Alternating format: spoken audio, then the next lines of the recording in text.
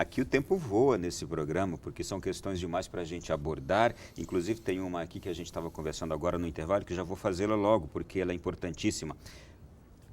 A questão de dano moral, de dano físico, de morte, como é que fica a indenização, porque se questionou muito as ações trabalhistas, não é? E essa questão da indenização por danos. Como é que ficou isso agora nessa nova lei? Isso houve uma mudança bem intensa nessa questão. O relator, no projeto, ele trouxe a regulamentação do chamado dano extrapatrimonial, que é o dano moral, né? Então, numa indenização, em situações em que o trabalhador, por exemplo, se acidenta e morre no trabalho, o relator trouxe uma tarifação da vida humana. Ele colocou um valor para a vida humana. Então, hoje, para danos de natureza, existe uma gradação. Natureza leve, natureza média, grave e gravíssima. A morte, claro que é um dano de natureza gravíssima. E lá está limitado a 50 vezes o salário, o último salário contratual do ofendido. O que é que isso quer dizer? Imaginemos a seguinte situação, num acidente, em qualquer tipo de setor, está um empregado que ganha R$1.000, outro que está acima dele, o supervisor, ganha R$10.000, e tem eventualmente um consumidor que está naquela situação.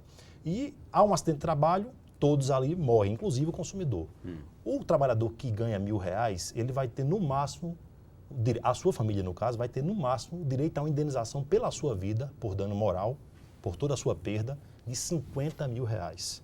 O gerente, o supervisor, pelo simples fato de ganhar mais do que o seu empregado, seu subordinado, ganha R$10.000, vai multiplicar por 50, R$500.000. Ou seja, a vida do supervisor vale mais do que a vida do trabalhador que morreu só pelo fato de ganhar menos, a vida dele vale menos. E o consumidor, aí vai se aplicar uma relação de consumo que não tem qualquer tipo de limitação de valores. Então, o consumidor que faleceu no mesmo ato, ele vai poder ganhar 500, 1.000, R$1 milhão, R$2 milhões, de acordo com a livre convicção do juiz, a partir de extensão do dano, e é o senhor que vai determinar, é o juiz que vai determinar. E aí me desculpe, é uma matéria que nós temos batido muito, porque isto é uma visão completamente elitista do direito, da reparação de danos.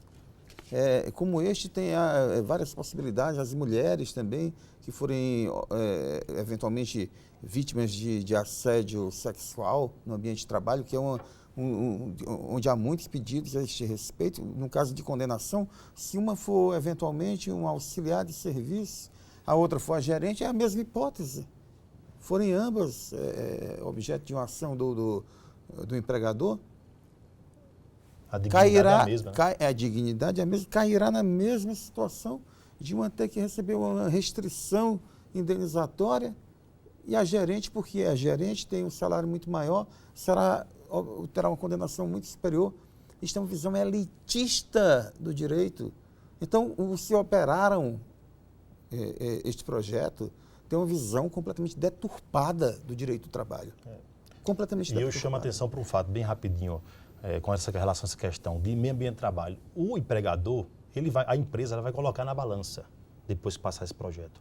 Vale mais eu pagar a indenização pela vida do trabalhador, que está limitada, ou vale mais eu investir em segurança, em saúde, em condições melhores de meio ambiente, que às vezes custam caro, mas tem que ser investidas. Então, a vida humana vai ser objeto de valoração. O que for mais barato, o empregador vai fazer. Deixa eu perguntar aqui outra questão agora, que as pessoas estão mandando para nós. Boa noite. O que muda para as pessoas com deficiência na regulamentação do trabalho? Na realidade, no primeiro texto apresentado pelo relator, ele mexia com a cota de deficientes, de pessoas com deficiência, que é trazida na Lei 8.213, tá? Que prevê ali para as empresas com mais de 100 empregados, uma cota que varia de 2% a 5%. Então, tem algumas funções que há discussão se são compatíveis ou não com a cota, para efeito de contabilização. Então, o primeiro texto inicial do relator trazia essa previsão de que, por acordo coletivo ou convenção coletiva, podia se definir quais eram as funções compatíveis ou não com a pessoa com deficiência. E isso implicar diretamente na inclusão social e ia trazer uma exclusão de vários trabalhadores que hoje estão no mercado de trabalho e que têm essa deficiência. Mas esse texto, felizmente, após muita luta das entidades que defendem os direitos das deficiências, das pessoas com deficiência, e nossas entidades que apresentamos emendas nesse sentido, esse texto, felizmente, foi retirado. Então, hoje não se mexe por acordo coletivo e por convenção coletiva nesse aspecto. Muito bem. Doutor Germano, a sua entidade, que o senhor preside, a ANAMATRA, ela emitiu um comunicado dizendo que o número de processos trabalhistas com essa nova lei deve crescer e até triplicar. Por quê? Foi mais uma alteração muito infeliz. Na verdade, os defensores do projeto dizem, mas parece de uma forma pouco sincera, que valorizam o papel dos sindicatos. Pois bem, no texto foi revogado o parágrafo 1º do artigo 477 da CLT. Por ele, quando houvesse uma dispensa de trabalhador, uma extinção de contrato, levariam esta rescisão de contrato para homologar perante os sindicatos. E os vários sindicatos que operam no Brasil e que têm uma relação equivalente com o sindicato, com as patronais e as empresas respectivas. Pois bem, não é só questão de 13 milhões de desempregados, vagas extintas. Há uma rotatividade muito grande no país. O trabalhador que é demitido aqui hoje é recontratado ali. Então, este número é até insondável ainda. Eu vou procurar até me informar. Mas eu imagino que 20 milhões de contratados e recontratados no ano seja um número aceitável. Então, o que foi alterado no texto implica dizer o seguinte, é que o empregador e o trabalhador podem firmar em procedimento de jurisdição voluntária um acordo para levar ao juiz, que deverá homologar em 10 dias ou 15 dias, para que tenha uma garantia, uma suposta e uma alegada segurança de uma decisão do juiz e não mais o mero acordo firmado ou então uma mera homologação sindical. Esta demanda, esta troca de tirar do ambiente sindical e levar para uma homologação perante um juiz do trabalho, com esta quantidade de demissões e de rotatividade, se nós temos hoje 4 milhões de ações e estas demandas por jurisdição voluntária chegaram à Justiça do Trabalho, isto pode, aí é que eu digo, poderá triplicar, quadruplicar a quantidade de processos, porque cada uma delas equivalerá a um processo judicial. Eu quero aqui cumprimentar o doutor Marcelo Assunção do Sindicato dos Bancários da Paraíba e de Sergipe, dos sindicatos. Ele fez justamente a pergunta quanto às indenizações que a gente acabou de comentar aqui e quero cumprimentar também a Raquel, lá de Senil do Bonfim, na Bahia. A Raquel faz uma pergunta interessante. Se retirar a unicidade sindical e havendo 3 sindicatos concorrentes, havendo a possibilidade de se fazer acordo coletivo, as empresas celebrarão acordo com qual sindicato? Com o mais representativo. Esta é a ideia quando se fala do ambiente de pluralidade sindical. Uhum. É um modelo que alguns países adotam, né, ou muitos até, na verdade. Então, não é aquele que oferecer a melhor proposta para o empregador, não é isso. Né?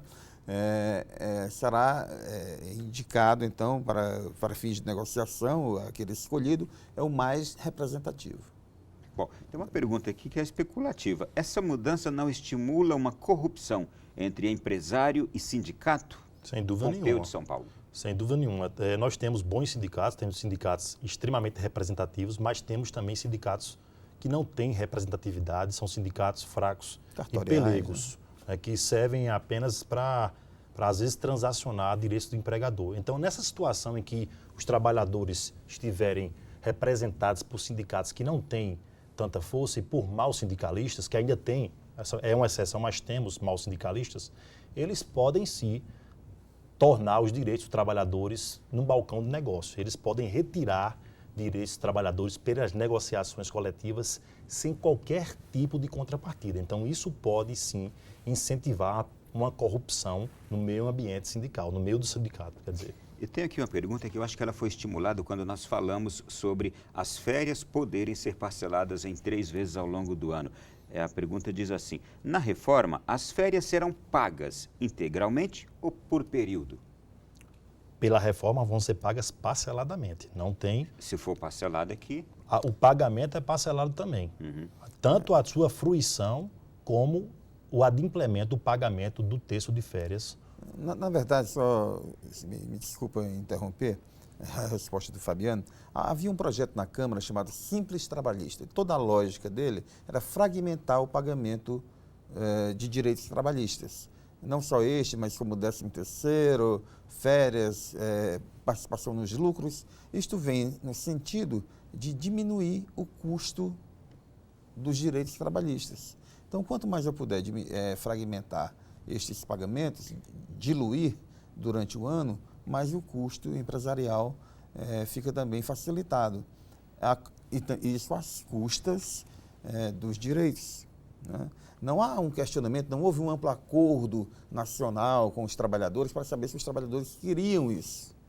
Isto de algum modo imposto neste projeto de lei por aqueles que não fizeram um amplo pacto nacional com a representação contraposta dos trabalhadores. O fato, Ronaldo, aqui para finalizar aqui, o fato é que essa proposta ela fragiliza demais as relações de trabalho. Então, o que vai acontecer? O que hoje é regra de ter contrato de trabalho a prazo indeterminado, que é um contrato com mais direitos, e dentre eles aviso prévio e a multa do FGTS, o FGTS é a multa, hoje eles vão se tornar vínculos temporários. Você vai ser admitido e vai saber quando vai ser demitido. E pior, isso vai incentivar, e a lei incentiva isso, o projeto de lei, a contratação de autônomos, trabalhadores autônomos, que na realidade serão empregados, mas terão uma caracterização de autônomo, e também o instituto da pejotização, que é quando um trabalhador ele deixa de ser empregado, formalizado, e ele monta uma empresa, ele abre uma pessoa jurídica, digamos assim, e passa a prestar serviços como pessoa jurídica sozinho para uma determinada empresa. E com isso ele tem menos direitos e também, consequentemente, arrecada menos impostos, o que vai acabar diminuindo também o poder de arrecadação do próprio Estado e o investimento em políticas sociais. Eu tenho 2 perguntas em pouquíssimo tempo. Vamos acelerar aqui. Quanto ao home office, aquele trabalho em casa, que agora poderá ser feito a pessoa em casa, os senhores veem algum aspecto negativo nisso? Sim. Tem? A legislação tem 2 pontos. Eu acho que a regulamentação do teletrabalho, que é o trabalho remoto, acho que é até necessária, mas não da forma como foi feita. Então, primeiro, ele retira qualquer tipo de controle de jornada.